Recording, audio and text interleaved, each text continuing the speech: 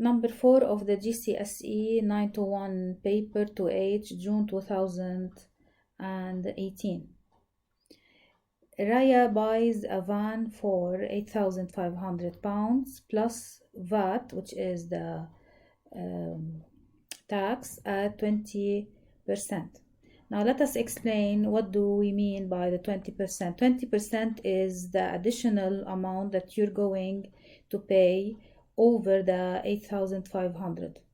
So this is why you see 120% here. So 100, which is the amount, times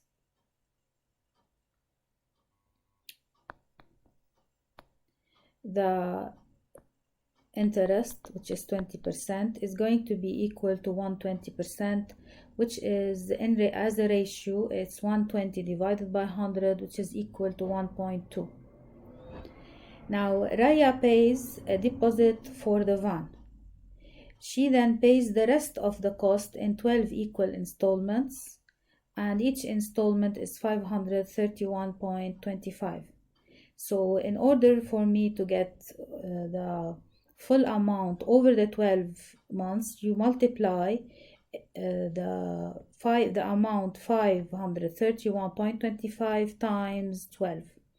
So you got this amount, which is £6,375, which is over the 12 months payment, which is the total of the 12 months payment. Find the ratio of the deposit. So you need to find a ratio of the deposit of Raya pays to the total of the 12 equal payments.